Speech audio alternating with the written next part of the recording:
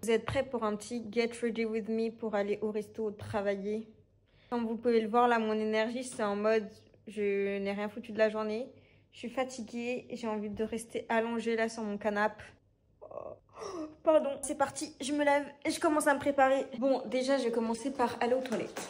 Parce que avant toute préparation, c'est important de faire pipi. Bon, là je me suis posée dans ma cuisine parce que honnêtement flemme d'être debout dans ma salle de bain, mais on va forcément devoir y aller tout à l'heure pour se coiffer. Depuis que je suis en Australie, je me maquille pas énormément, je fais relativement des make-up assez simples.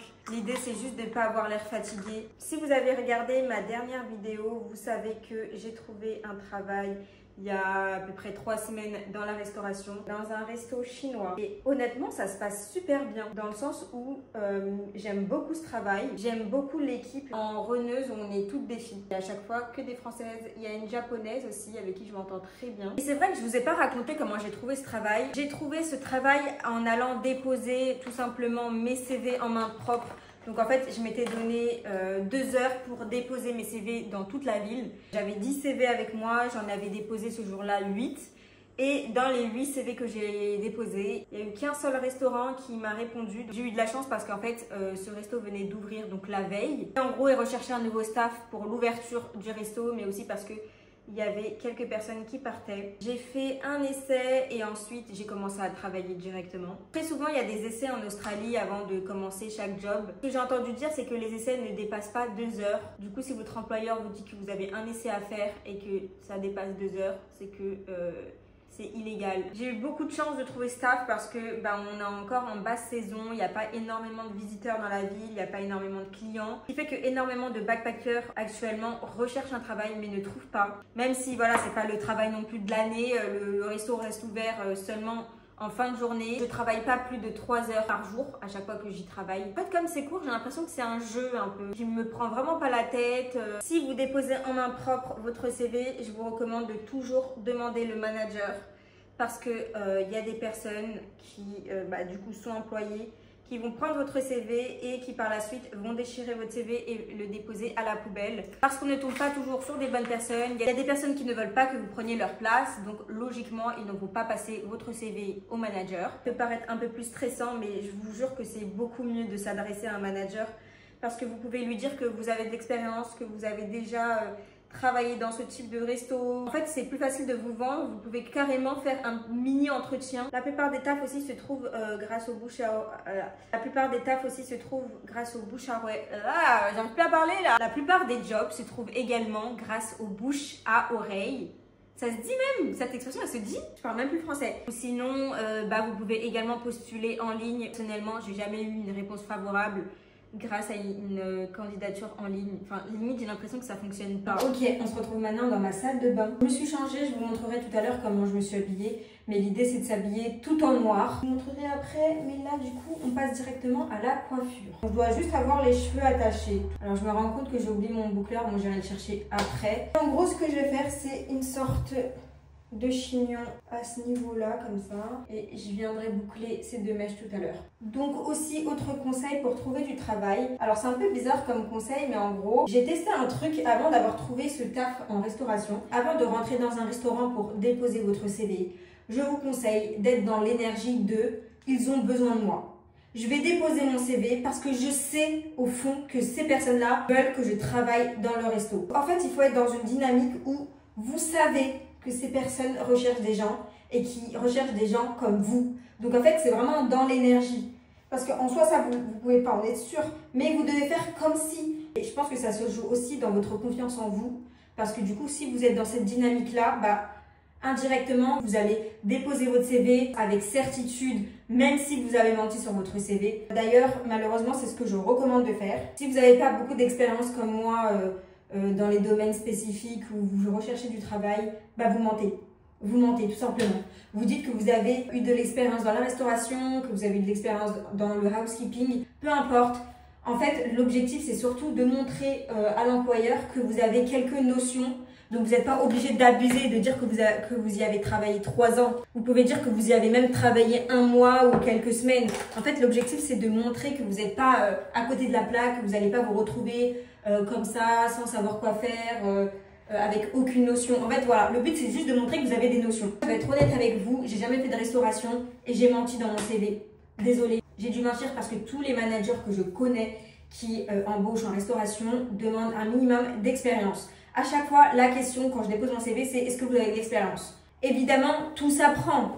C'est pour ça qu'il ne faut pas avoir trop peur de mentir et de vous retrouver dans une situation où on va vous demander de faire des choses. D'ailleurs, si vous mentez, évidemment, essayez de vous informer au max dans le domaine. Moi, par exemple, avant d'aller déposer des CV, etc., j'ai appris à porter 3 assiettes, donc 2 assiettes sur la main gauche et une assiette avec la main droite. Des petites choses comme ça qui vont vous servir parce qu'en fait, le jour de mon essai, il m'a demandé de le faire. Donc en fait, si vous n'avez pas d'expérience, c'est important en fait d'apprendre les bases. C'est bien de mentir sur le CV, mais mentez bien s'il vous plaît. Même si la plupart des managers savent que les backpackers mentent sur leur CV, essayez de mentir bien, intelligemment. C'est juste ça en fait qu'on vous demande. Parce que de toute façon, vous allez apprendre le métier, vous allez apprendre sur le tas. Le fonctionnement n'est pas toujours pareil dans chaque entreprise, dans chaque restaurant. Donc, je suis une personne, je déteste mentir en général. Et même dans le CV, au départ, ça me posait problème. Mais en fait, quand tu vois la concurrence qu'il y a en face de toi, honnêtement, je suis désolée, mais parfois c'est la seule chose que tu peux faire pour te différencier. En fait, tu ne peux pas être dans un milieu où tout le monde, entre guillemets, a de l'expérience et où toi, tu n'as pas d'expérience. Et en fait, dès lors où tout le monde ment, tu es obligé en fait de suivre si tu veux te faire une place. Dans le cas où c'est du bouche à oreille, tu n'as pas forcément besoin d'expérience. Après, bien évidemment, vous faites comme vous voulez. Si vous ne voulez pas mentir, ne mentez pas. Jaugez selon vous. Si vous n'arrivez pas à trouver du travail en étant honnête, malheureusement, la seule solution, c'est de faire un peu comme tout le monde. Donc, voilà comment je me coiffe pour aller au restaurant. Petit chignon, mes 2 petites mèches ici.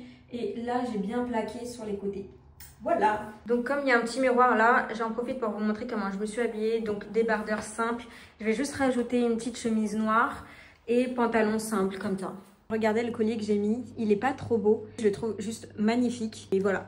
C'est comme ça que je me suis habillée. Donc il me reste une petite quinzaine de minutes avant d'y aller. Je vais juste me faire un petit casse-croûte avant d'y aller parce que en fait à chaque fois que je sers la bouffe chinoise, ça me donne super faim. J'ai juste trop hâte, c'est de tester leurs plats. Leur nourriture a l'air tellement incroyable. Je vais juste manger une pomme, voilà. Ce sera mon petit casse-croûte. Et en même temps, ça va me donner un peu d'énergie. Parce que je vous avoue, ne rien faire de la journée et puis aller au travail en fin de journée, c'est pas la meilleure chose en termes de boost. Si vous voyez ce que je veux dire. Je se rappelle en primaire, quand on tournait ce truc de la pomme là, la tige, ou je sais pas comment on appelle ça, pour savoir notre âge. 1, 2. Bon bah j'ai que 2 ans. Super.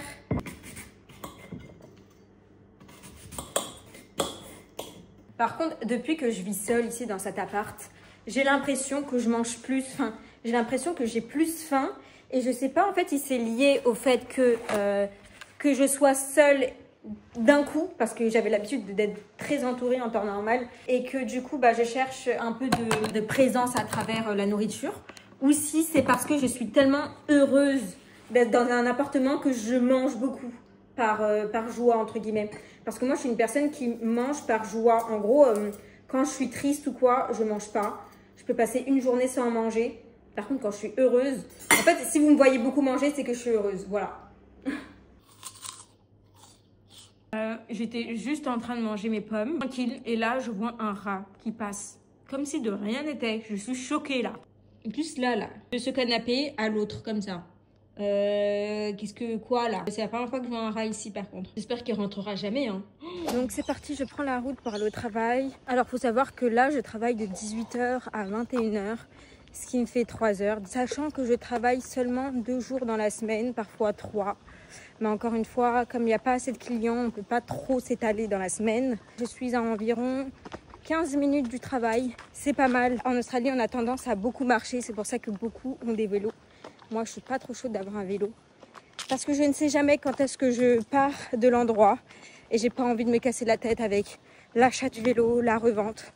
Je préfère marcher quand c'est 20 minutes max, ça me convient. Et puis au moins, je fais mes 10 000 pas par jour. Bah, Depuis que je suis en Australie, je fais au moins 10 000 pas par jour en général, même quand je le veux pas. J'aimerais trop vous filmer le resto, mon travail, moi en train de servir les clients, etc. Genre, si je pouvais juste poser mon téléphone et me filmer. J'aimerais trop vous montrer en fait. Mais bon, c'est pas un truc qui se fait. C'est juste impossible. Quand je vous ai filmé la vidéo de housekeeping, c'était en cachette. Dans le cadre professionnel, je pense pas que tu puisses filmer en général. Je sais pas si c'est le dernier rush de cette vidéo, mais au cas où, je vous fais des gros bisous. Merci de suivre mes aventures.